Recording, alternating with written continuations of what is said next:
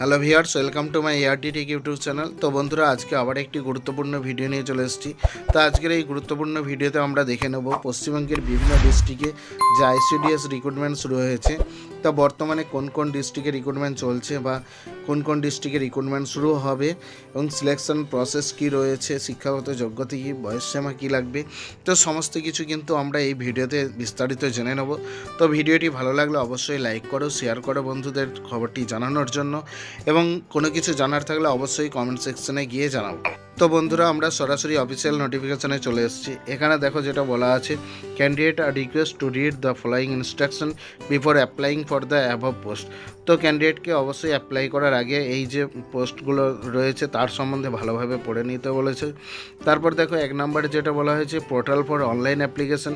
তো online application করার জন্য একটা পোর্টাল কিন্তু এখানে দিয়ে দেওয়া হয়েছে, যেটা দেওয়া আছে https://eapplyicds.alipurduar.in।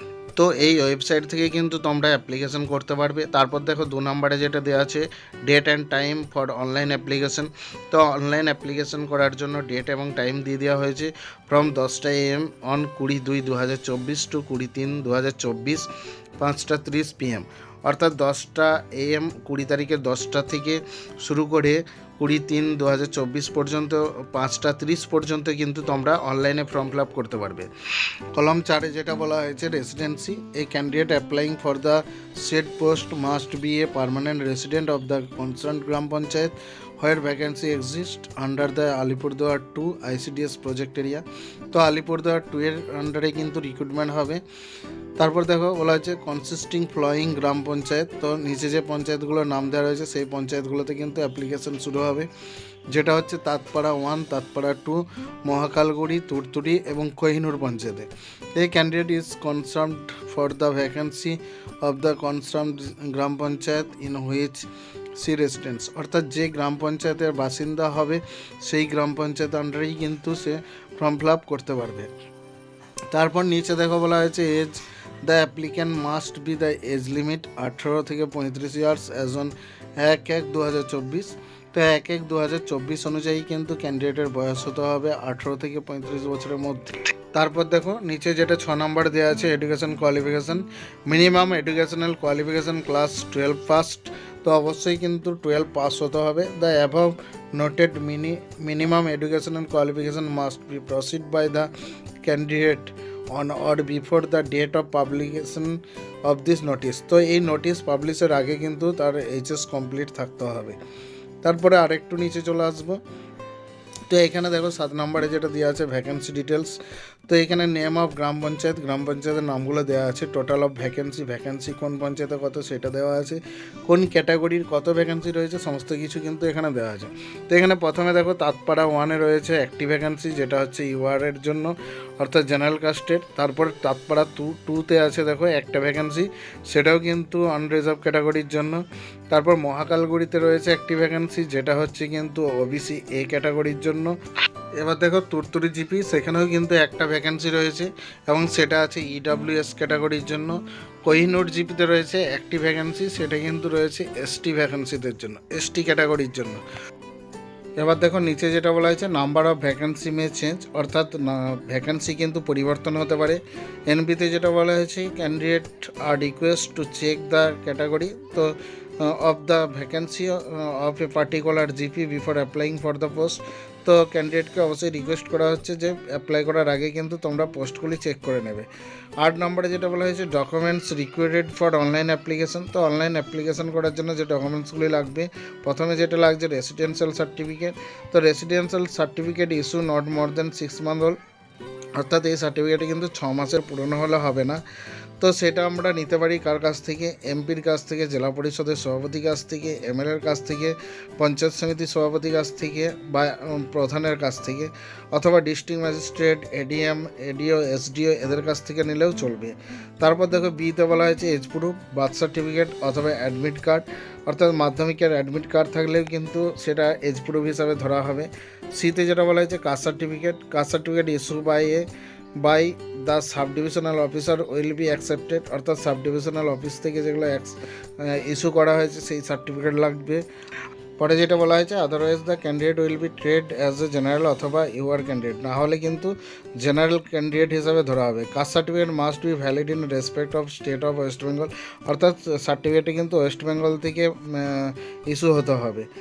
ডিতে যেটা বলা হয়েছে certificate for pension person with disability বা পিডাব্লিউডি, তো এখানে বলা হয়েছে দেখো certificate who 40% and above disability issue on or before publication in the notification by the competent authority will be accepted, otherwise the candidate will be traced as a general অথবা UR candidate. অর্থাৎ personal disability যারা রয়েছে তাদের কিন্তু 40% বা তার উপরে হতে হবে এবং সেই সার্টিফিকেটটা কিন্তু এই নোটিশ পাবলিশড হওয়ার আগেই কিন্তু থাকতে হবে, না হলে তাকে জেনারেল হিসাবে ধরা হবে।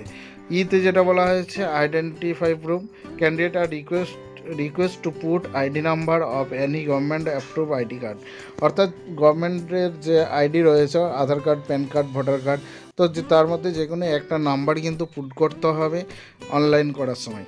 তারপরে এফতে যেটা বলা হয়েছে দেখো scan full signature and recent passport size colour photograph JPG আর জেপিইজি ফরম্যাটে, তো স্ক্যান করতে হবে ফুল সিগনেচার এবং পাসপোর্ট সাইজ ফটোকে। জিতে যেটা বলা হয়েছে এডুকেশন অ্যান্ড কোয়ালিফিকেশান সার্টিফিকেট, তো সার্টিফিকেট লাগবে কোয়ালিফিকেশান সার্টিফিকেটগুলো। এবার 9 নম্বরে দেখো সিলেকশন প্রসেস, তো এখানে 1 নম্বরে যেটা বলা হয়েছে candidate for said post will be selected through written examination followed by a viva test, তো ক্যান্ডিডেটকে কিন্তু রিটেন এক্সাম দিতে হবে এবং ভাইভা দিতে হবে। The total marks for written and viva test will be 100 in the ratio of 90:10, অর্থাৎ total কিন্তু marks থাকছে 100 নম্বর, তার জন্য রিটেন থাকছে 90 নম্বর এবং ভাইভার জন্য থাকছে 10 নম্বরে।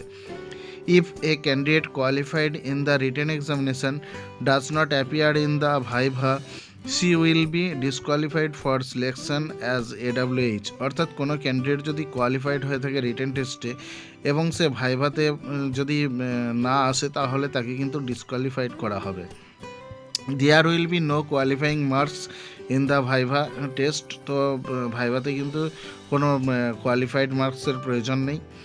নেক্সট যেটা বলা হয়েছে a candidate must secure 30 marks to qualified for the viva, however selection committee may take decision to call the candidates for viva in 1.5 ratio, অর্থাৎ ক্যান্ডিডেটকে কিন্তু 30 পেতে হবে কোয়ালিফাইড করার জন্য এবং তাদেরকে কিন্তু 1.5 রেডিওতে ভাইভার জন্য ডাকা হবে। তারপর দেখো 10 নম্বরে যেটা বলা হয়েছে সিলেবাস ফর রিটেন এক্সামিনেশন, তো সিলেবাস যেটা রয়েছে 1 নম্বরে দেখো বলা আছে an essay of 150 word in mother tongue, অর্থাৎ মাতৃভাষায় কিন্তু একটা এসে থাকবে, সেটার মার্কস থাকছে 15 নম্বর। 2 নম্বরে থাকছে আর্থমেটিক্স ক্লাস 8 স্ট্যান্ডার্ড, অর্থাৎ আর্থমেটিক্স অঙ্ক থাকছে 20 নম্বরে। 3 নম্বরে যেটা বলা আছে নিউট্রিশন কমা দিয়ে public health status of women, এই সম্বন্ধে থাকছে 15 নম্বর। 4 নম্বরে যেটা বলা হয়েছে ইংলিশ ল্যাঙ্গুয়েজ, তো ইংলিশের জন্য থাকছে বেসিক ইংলিশ, সেটার জন্য থাকছে 20 নম্বর। 5 নম্বরে যেটা বলা হয়েছে জেনারেল নলেজ, সেটাতে থাকছে কিন্তু 20 নম্বর। আর সর্বশেষ যেটা বলা হয়েছে ভাইভা, সেখানে থাকছে তোমাদের জন্য 10 নম্বরে, অর্থাৎ টোটাল কিন্তু তোমাদের 100 নম্বরের সিলেবাস বা 100 নম্বরের এক্সাম হবে। উপরোক্ত 3টি পঞ্চায়েত ছাড়াও আরও কিন্তু আলিপুরদুয়ার ডিস্ট্রিক্টের মধ্যে আরও বিভিন্ন ব্লকে বিভিন্ন পঞ্চায়েতে কিন্তু রিক্রুটমেন্ট হবে একই সাথে, তো সেখানে কিন্তু শিক্ষাগত যোগ্যতা, বয়সসীমা বা সিলেকশন প্রসেস সমস্ত কিন্তু একই থাকবে। তো বন্ধুরা যেহেতু আলিপুরদুয়ার ডিস্ট্রিক্টে আরও বিভিন্ন পঞ্চায়েতে রিক্রুটমেন্ট হবে, তো সমস্ত পঞ্চায়েতের ডিটেলস এখানে বলা সম্ভব নয় কারণ ভিডিওটি অনেক লম্বা হয়ে যাবে, তাই সমস্ত পঞ্চায়েতের যে পিডিএফ রয়েছে সেই পিডিএফগুলো কিন্তু আমাদের ডেসক্রিপশানে পেয়ে যাবে।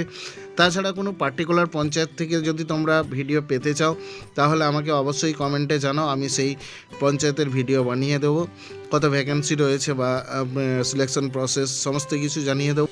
তো বন্ধুরা আজকের ভিডিও এই পর্যন্ত, ভালো লাগলে অবশ্যই লাইক করো, শেয়ার করো বন্ধুদের জানানোর জন্য এবং কোনো কিছু জানার থাকলে অবশ্যই কমেন্টে গিয়ে জানাও। যারা এখনও পর্যন্ত আমার এই চ্যানেলটিকে সাবস্ক্রাইব করনি তাদেরকে বলবো সাবস্ক্রাইব করে পাশে থেকো, তাহলে পরবর্তী যে ভিডিওগুলো আপলোড হবে সেগুলো সবার প্রথম তোমার কাছে চলে যাবে। আর যারা ইতিমধ্যে সাবস্ক্রাইব করে নিয়েছো তাদেরকে অসংখ্য ধন্যবাদ। ভালো থেকো, সুস্থ থেকো, দেখা হচ্ছে পরের ভিডিওয়। জয় হিন্দ।